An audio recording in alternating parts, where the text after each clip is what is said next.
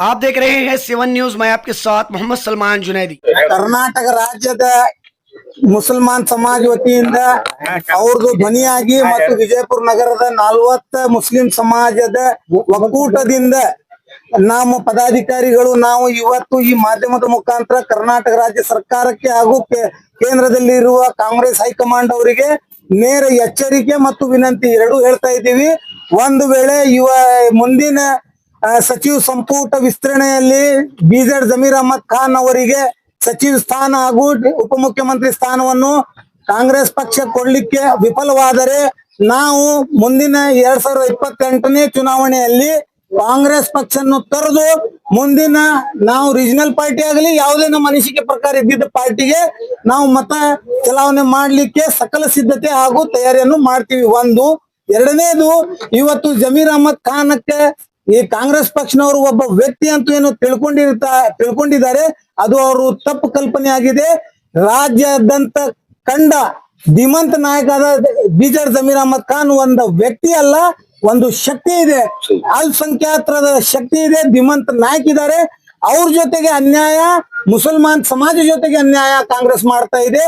ಬಿಜೆಪಿಗರು ಎದೆ ಮೇಲೆ ಚಾಕು ಈರ್ತಾ ಇದ್ದಾರೆ, ಕಾಂಗ್ರೆಸ್ನವರು ಬೆನ್ನಿಗೆ ಚುರಿ ಆಗ್ತಾ ಇದ್ದಾರೆ.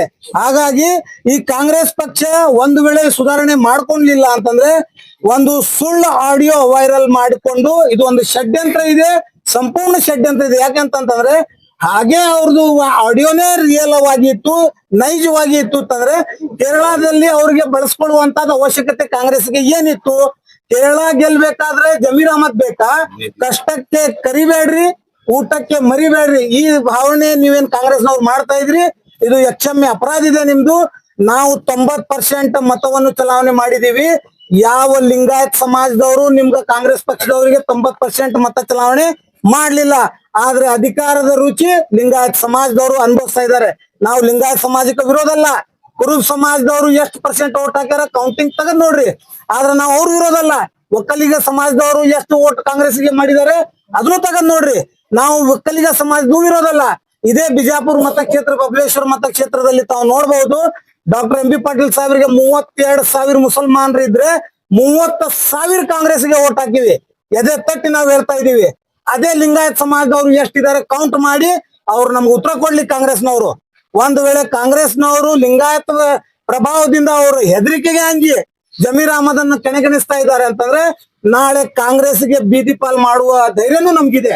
ಅಧಿಕಾರದಲ್ಲಿ ತರು ತಾಕತ್ತಿದೆ ಅಂತಂದ್ರೆ ಸರ್ಕಾರ ಕೆಡುವ ತಾಕತ್ನು ಮುಸಲ್ಮಾನರಿಗೆ ಇದೆ ಅಂತ ಹೇಳಲಿಕ್ಕೆ ನಾನು ಹೇಳ್ತಾ ಇದ್ರಿ. ಒಂದು ವೇಳೆ ಈ ಸಚಿವ ಸಂಪುಟ ವಿಸ್ತರಣೆಯಲ್ಲಿ ಬಿಜೆಡ್ ಜಮೀರ್ ಅಹಮದ್ ಖಾನ್ ಅವರನ್ನು ಸಚಿವ ಸ್ಥಾನವನ್ನು ನೀಡಿ DCM ಸ್ಥಾನವನ್ನು ಕೊಟ್ಟು ಅಲ್ಪಸಂಖ್ಯಾತರನ್ನು ಆಗಿದ್ದು ಹೃದಯ ಘಾತ ಆಗಿರೋದು ನೋವಿನ ಸಂಗತಿಯನ್ನು ಸರಿಪಡಿಸಬೇಕಂತ ಮಾಧ್ಯಮದ ಮುಖಾಂತರ ಹೇಳಲಿಕ್ಕೆ ಬಯಸ್ತಾ ಇದ್ದೀನಿ. ಜೈ ಭೀಮ್, ಜೈ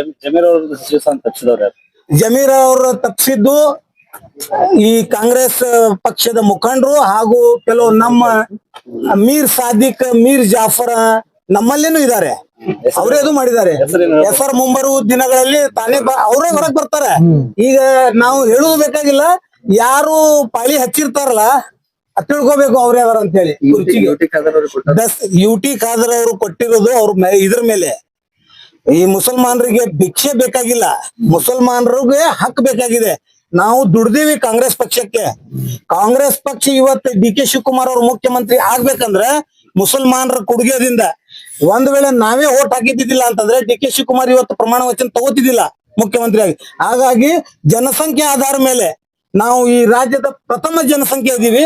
ನಮ್ಮ ಜನಸಂಖ್ಯೆ ಆಧಾರದ ಮೇಲೆ ನಮ್ಗ 5 ಸಚಿವ ಸ್ಥಾನ ಬೇಕಾಗದ. ನಮ್ಗೆ 5 ಸಚಿವ ಸ್ಥಾನ, ಅದರಲ್ಲಿ ಬಿಜೆಡ್ ಜಮೀರ್ ಅಹಮದ್ ಖಾನ್ ಧೀಮಂತ ನಾಯಕ, ಅವರು ಮಾಸ್ ಲೀಡರ್ ಅದಾರ. Is not a leader, is a mass leader. ಸಿದ್ದರಾಮಯ್ಯಗೂ ಕೈ ಕೆಳಗಿಳಿಸಿದ್ದು ಇದು ಒಂದು ಷಡ್ಯಂತ್ರ ಕಾಂಗ್ರೆಸ್ ನಲ್ಲಿ ನಿರಂತರ ನಡೆದಿದೆ. ಸೆಕ್ಯುಲರಿಸಂ ಅನ್ನು ಮುಟ್ಗೋಲ್ ಮಾಡ್ತಾ ಇದ್ದಾರೆ. ಸಿದ್ದರಾಮಯ್ಯ ನಂತರ ಜಬ್ಬಾರ್, ಸಿದ್ದರಾಮಯ್ಯ ಅವ್ರಕ್ಕಿಂತ ಮೊದಲು ಜಬ್ಬಾರ್ ನಂತರ ನಸೀರ್ ನಂತರ ಬಿಜೆಡ್ ಜಮೀರ್ ಅಹಮದ್ ಖಾನ್ ನಂತರ ಸಿದ್ದರಾಮಯ್ಯ. ಅಂದ್ರೆ ಇದರ ಅರ್ಥ ನೀವೆಲ್ಲ ಮಾಧ್ಯಮದವರು ತಿಳ್ಕೋಬೇಕು, ಸೆಕ್ಯುಲರಿಸಂಗೆ ಮುಚ್ಚುತ್ತಾ ಇದ್ದಾರೆ. ಕಾಂಗ್ರೆಸ್ ಪಕ್ಷ ಸೆಕ್ಯುಲರಿಸಂ ಅದ ಮಾರ್ಗವನ್ನು ಬಿಟ್ಟಿದೆ. ಹಾಗಾಗಿ ಮುಸ್ಲಿಂ ಸಮಾಜನವರು ಇವಾಗ ನಾವು ಯೋಚನೆ ಮಾಡ್ತಾ ಇದ್ದೀವಿ. ಮುಂಬರುವ ದಿನಗಳಲ್ಲಿ ತಕ್ಕ ಪಾಠ ಕಾಂಗ್ರೆಸ್ಗೆ ನೀಡಲಿಕ್ಕೆ ನಾವು सिद्धरागता इದ್ದೀವಿ. ये अर्जेंट कल रात को ये फैसला हुआ है, बड़े पैमाने पर जामा मस्जिद के एरिया में उद्घाटन किया था, लेकिन वक्त न रहने की वजह से फौरन जो है उन्होंने यहाँ पर हाजी हसन में फौरन बुलाया।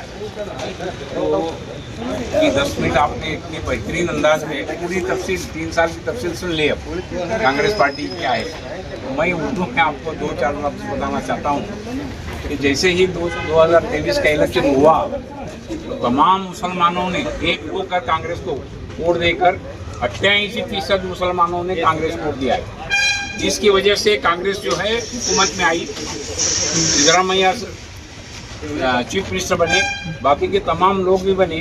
जब 6 महीने तक जो है खाली सिर्फ मुसलमान करते रहे, काम तो कुछ नहीं हुआ। मुसलमानों के वोट से आए, 88% वोट दिया, उनके तरफ से हम मिनिस्टर बने, काम एक भी नहीं हुआ।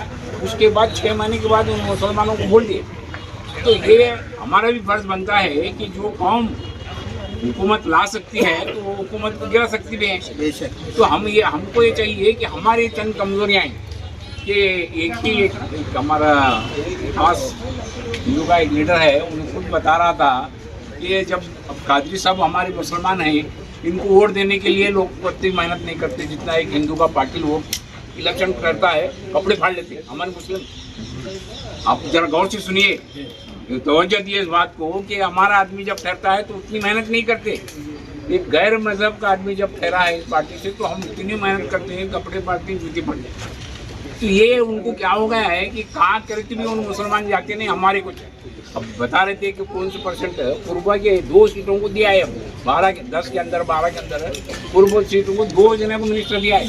हमें 1 करोड़ से ज़्यादा की आबादी वाले मुसलमान हैं, उसमें 1 देता है। तो कितनी बेइंसाफी है कर को। तो हम इसे सह रहे हैं तो उसका फ़ायदा उठा रहे हैं। तो हम इस बाकायदा इसका हम उनको दिखाना चाहिए। और हमारे और दूसरे हालात भी देखिए, बीजापुर के मुसलमानों के एरिया में वार्ड में कुछ भी काम नहीं है।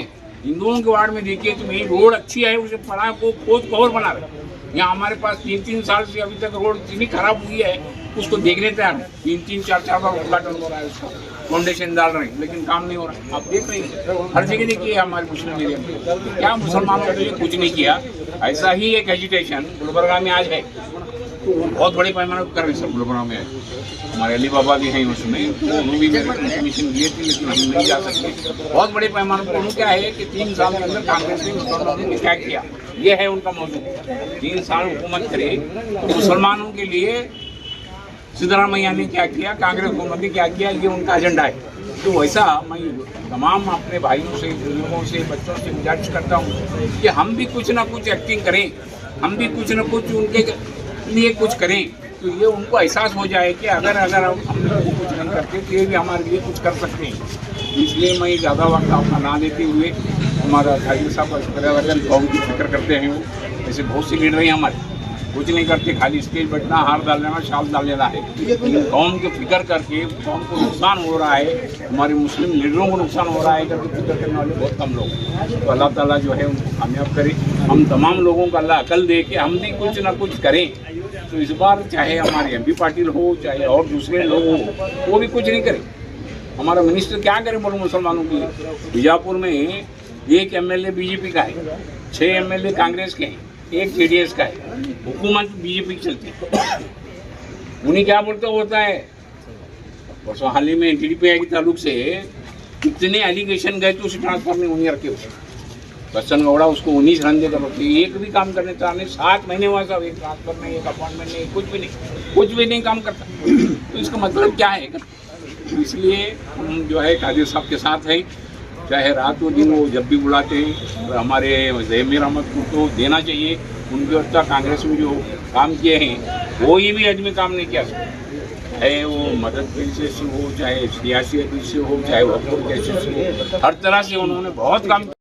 ದಿನಗಳಲ್ಲಿ ಕಾಂಗ್ರೆಸ್ಸಿಗೆ ತಕ್ಕ ಪಾಠ ನಾವು ಇಡೀ ಮುಸ್ಲಿಂ ಸಮಾಜ, ರಾಜ್ಯಾದ್ಯಂತ ಮುಸ್ಲಿಂ ಸಮಾಜವರು ಕೈಗೊಳ್ಳುವವರು ಇದೀವಿ ಅನ್ನುವಂಥದ್ದು ಸ್ಪಷ್ಟ ಸೂಚನೆ. ಜೊತೆಗೆ ಇವತ್ತು ನಾನು ಆ ದಾವಣಗೆರೆ ಚುನಾವಣೆ ಉಪಚುನಾವಣೆಯ ಸುಳ್ಳು ಆಡಿಯೋ ವೈರಲ್ ಆಗಿದೆ, ಜಮೀರ್ ಅಹಮದ್ ಖಾನ್ ಅವರ ವಿರುದ್ಧ ಷಡ್ಯಂತ್ರ ಮಾಡಲಾಗಿ ಅವರ ಆಡಿಯೋ ವೈರಲ್ ನೆಪದಲ್ಲಿ ನೀವೇನು ಮಂತ್ರಿಮಂಡಲದಿಂದ ಅವರು ಕೈ ತಪ್ಪಿಸುವ ಷಡ್ಯಂತ್ರ ಈ ಕಾಂಗ್ರೆಸ್ ಅಲ್ಲಿ ಯಾರು ಮಾಡಿದ್ದಾರೆ ಅವರಿಗೋಸ್ಕರ ನಾನು ಸ್ಪಷ್ಟವಾಗಿ ಹೇಳ್ತೀನಿ, ನಿಮಗ ಇದು ನಿರ್ಣಯ ತೆಗೆದುಕೊಂಡಿದ್ದು ಇಮಿಡಿಯೇಟ್ ನೀವು ಮಾರ್ಪಡಿಸಬೇಕು. ಏಕೆ ಅಂತಂದ್ರೆ ಈ ಹಿಂದೆ ಇದೇ ಕಾಂಗ್ರೆಸ್ ಪಕ್ಷದಲ್ಲಿ ಇಕ್ಬಾಲ್ ಅಹಮದ್ ಸರಡ್ಗಿ ಅವರು ಕಣದಲ್ಲಿ ಬೇನಾಲ್ ಕಾನ್ಸ್ಟಿಟ್ಯೂನ್ಸಿಗೆ ಅವರು ಕಾಂಟೆಸ್ಟ್ ಮಾಡ್ತಿದ್ದಾಗ ಇದೇ ಕಾಂಗ್ರೆಸ್ ಪಕ್ಷದ ಎಲ್ಲಾ ಶಾಸಕರು ಕೈ ಶಾಸಕರೇ ಕ್ರಾಸ್ ವೋಟಿಂಗ್ ಮಾಡಿದ್ರು. ಅವಾಗ ಈ ಶಿಸ್ತಿನ ಪ್ರಾಧಿಕಾರ ಈ ಹೈಕಮಾಂಡ್ ಎಲ್ಲಿ ಇತ್ತು. ಮತ್ತು ಅದು ಅಲ್ಲದೆ ಅದೇ ದಾವಣಗೆರೆ ಚುನಾವಣೆಗಿಂತ ಪೂರ್ವದಲ್ಲಿ ಶಾಮನೂರು ಶಿವಶಂಕರಪ್ಪನ ಅಂತ ಅವರು ಧೀಮಂತ ನಾಯಕರು ವೇದಿಕೆಯಲ್ಲಿ ಬಹಿರಂಗವಾಗಿ BY ರಾಘವೇಂದ್ರವನ್ನು ಬಿಜೆಪಿಯಿಂದ ಆರಿಸಿ ತರಬೇಕು, ಈ ಜಿಲ್ಲೆಯ ಸಾಂಸದರಿಗೆ ಅವರು ಮಾಡಿ ಕಳಿಸ್ಬೇಕು ಅನ್ನೋಂಥದ್ದು ಘಂಟಾಘೋಷವಾಗಿ ಹೇಳಿಕೆಯನ್ನು ಕೊಟ್ಟಿದ್ದಾಗ DK ಶಿವಕುಮಾರ್ ಎಲ್ಲಿದ್ರು, ಸುರ್ಜೇವಾಲಾ ಅವರು ಎಲ್ಲಿದ್ರು, ಕಾಂಗ್ರೆಸ್ ಹೈಕಮಾಂಡ್ ಎಲ್ಲಿದ್ರು, ಅವಾಗ ಯಾಕೆ ಆ ಶಿಸ್ತಿನ ಕ್ರಮ ಶಾಮನೂರು ಶಿವಶಂಕರಪ್ಪ ಅವ್ರ ಮೇಲೆ ತೆಗೆದುಕೊಂಡಿಲ್ಲ ಅನ್ನುವಂಥದ್ದು ನಮ್ದು ಯಕ್ಷ ಪ್ರಶ್ನೆ ಇದೆ. ಹೀಗಾಗಿ ಒಂದು ವೇಳೆ ಇವತ್ತು ನಾವು ಇಡೀ ಮುಸ್ಲಿಂ ಸಮಾಜ ವತಿಯಿಂದ ಹೇಳಲಿಕ್ಕೆ ಬಯಸುವುದೇನೆಂದರೆ, ಈಗ ಕೂಡಲೇ ಮಂತ್ರಿಮಂಡಲದಲ್ಲಿ BZ ಜಮೀರ್ ಅಹಮದ್ ಖಾನ್ ರವರ ಹೆಸರನ್ನು ಸೇರ್ಪಡೆ ಮಾಡಿ ಅವರಿಗೆ DCM ಸ್ಥಾನವನ್ನು ಕೊಡಲಿಲ್ಲ ಅಂತಂದ್ರೆ ಮುಂದಿನ ದಿನಗಳಲ್ಲಿ ಜಿಲ್ಲೆಯಾದಂಥ ಎಲ್ಲ ಮುಸ್ಲಿಂ ಸಮಾಜದ ನಮ್ಮ ಮುಖಂಡರು ಮತ್ತು ಅಂಜುಮನ್ ಇಸ್ಲಾಂ ಸಂಸ್ಥೆಗಳ ಚೇರ್ಮನ್ರು, ಯುವ ಮುಖಂಡರು, ಕಾಂಗ್ರೆಸ್ಸಿನ ಪದಾಧಿಕಾರಿಗಳು ಎಲ್ಲರೂ ಒಕ್ಕೂರದಿಂದ ಸಭೆಯನ್ನು ತೆಗೆದುಕೊಂಡು ಕಾಂಗ್ರೆಸ್ ಪಕ್ಷನ್ನೇ ನಾವು ತಿರಸ್ಕಾರ ಮಾಡಿ ಜಿಲ್ಲೆಯಾದಂಥ ಹೋರಾಟ ಮಾಡುವುದಲ್ಲದೆ ಇವತ್ತು ಈ ಮಾಧ್ಯಮದ ಮುಖಾಂತರ ಈ ರಾಜ್ಯದ ಎಲ್ಲ ಮುಸಲ್ಮಾನರಿಗೆ ನಾನು ಕರೆ ಮಾಡ್ತಾ ಇದ್ದೀನಿ. ಇವತ್ತು ಎಚ್ಚೆತ್ತುಕೊಳ್ಳುವಂಥ ಸಂದರ್ಭ ನಿರ್ಮಾಣ ಆಗಿದೆ. ಒಂದು ವೇಳೆ ನಾವು ಎಲ್ಲರೂ ಸಹಾನುಭೂತಿಯಿಂದ ಒಮ್ಮತದಿಂದ ನಮ್ಮ ನಾಯಕರ ಬೆಂಬಲಕ್ಕೆ ನಿಲ್ಲಲಿಲ್ಲ ಅಂತಂದ್ರೆ ನಾಳೆ ನಮ್ಮ ಬಾಳ್ವೆ ಚಂದ ಆಗುವುದಿಲ್ಲ, ನಮ್ಗೆ ಈ ರಾಜ್ಯದೊಳಗೆ ಇವರು ಬದುಕಲಿಕ್ಕೆ ಕೊಡುವುದಿಲ್ಲ. ಫಾಸಿಸ್ಟ್ ಗೌರ್ಮೆಂಟ್, ಮನುವಾದಿ ಗೌರ್ಮೆಂಟ್ ಅಂತ ನಾವು ಬಿಜೆಪಿಗೆ ಟೀಕೆ ಮಾಡುವುದರಿಂದ ಅದಕ್ಕಿಂತ ಕಮ್ಯುನಲಿಸಂ ಕಾಂಗ್ರೆಸ್ನಲ್ಲಿ ಹುಟ್ಟಾಗ್ತಾ ಇದೆ. ಹೀಗಾಗಿ ಇವರನ್ನ ಕಡೆಗಣಿಸಬೇಕಾಗಿದ್ದರೆ ನಾವು BZ ಜಮೀರ್ ಅಹಮದ್ ಖಾನ್ ಅವ್ರ ಜೊತೆಗೆ ನಿಂದಿರಬೇಕು ಮತ್ತು ಮುಸಲ್ಮಾನ್ ಸಮಾಜಕ್ಕೆ ನಮ್ಮ ಈ ರಾಜ್ಯದೊಳಗ ನಾವು ಪ್ರಥಮ ಜನಸಂಖ್ಯೆ ಉಳ್ಳವರು, ಹೆಚ್ಚಿನ ಜನಸಂಖ್ಯೆ ಉಳ್ಳವರು ಜನಾಂಗ ಅಂತಂದ್ರೆ ಮುಸ್ಲಿಂ ಸಮಾಜ ಅಂತ ಈಗಾಗಲೇ ವರದಿಯನ್ನು ಸ್ಪಷ್ಟ ಆಗಿದೆ. ನಮ್ಮ ಸಮಾಜಕ್ಕೆ ಘೋರ ಅನ್ಯಾಯ ಆಗ್ತಾ ಇದೆ. ಕೇವಲ ಒಂದೇ ಒಂದು ಮಂತ್ರಿ ಸ್ಥಾನ ಕೊಟ್ಟಿದ್ದು ಇದು ಅನ್ಯಾಯ ಆಗಿದೆ. ಹಾಗಾಗಿ ನಾವು ಇಡೀ ರಾಜ್ಯಾದ್ಯಂತ ನಮ್ಮ ಮುಸ್ಲಿಂ ಮುಖಂಡರ ಜೊತೆಗೆ ಚರ್ಚೆ ಮಾಡಿ ಮುಂದಿನ ದಿನಮಾನಗಳಲ್ಲಿ ರೂಪರೇಷೆಯನ್ನು ತಯಾರು ಮಾಡಿ ಕಾಂಗ್ರೆಸ್ ಪಕ್ಷವನ್ನು ನೇರ ತಿರಸ್ಕಾರ ಮಾಡಿ ಬೇರೆ ಪರಾಯ ವ್ಯವಸ್ಥೆಯನ್ನು ನಾವು ಹುಡುಕಲಿಕ್ಕೆ ಪ್ರಾರಂಭ ಮಾಡುತ್ತೀವಿ ಅಂತ ಎಚ್ಚರಿಕೆ ಗಂಟೆ ಕೊಡುತ್ತಾ ನಾವು ಸ್ಪಷ್ಟವಾಗಿ ಕಾಂಗ್ರೆಸ್ ಪಕ್ಷಕ್ಕೆ ಹೈಕಮಾಂಡ್ಗೆ ಮನವಿ ಮಾಡ್ತಾ ಇದ್ದೀವಿ. ಈಗಾಗಲೇ ನೀವು ನಮ್ಮನ್ನು ಸೆರೋಗೇಸಿ ಮದರ್ ಅನ್ನಾಗಿ ಟ್ರೀಟ್ ಮಾಡ್ತಾ ಇದ್ದೀರಿ, ಮಲತಾಯಿ ಧೋರಣೆ ಮಾಡ್ತಾ ಇದ್ದೀರಿ. रिटायर्ड प्रिंसिपल, मैं वोटर हूँ, किसी पार्टी से मैं संबंध नहीं रखता, लेकिन कादरी साहब जो है बिल्कुल मैं उनको फॉलोअर हूँ. यहाँ अभी आपने बताया कि जो हालात कांग्रेस की नाइंसाफ़ी के हैं उसको हम पूरे स्टेट में जो है तमाम मुसलमानों को मिलकर ये हिदायत देंगे या ये डायरेक्शन देंगे कि अब हम कांग्रेस के बारे में सोचना है, क्योंकि हम कांग्रेस के लिए रात दिन मेहनत करके हुकूमत को लाए, लेकिन उसकी तरफ से हमें कुछ भी फ़ायदा नहीं हुआ और बाकायदा नाइंसाफ़ी होते आ रही है. हमारे लोगों को कोई अच्छा ओहदा भी नहीं मिल रहा है.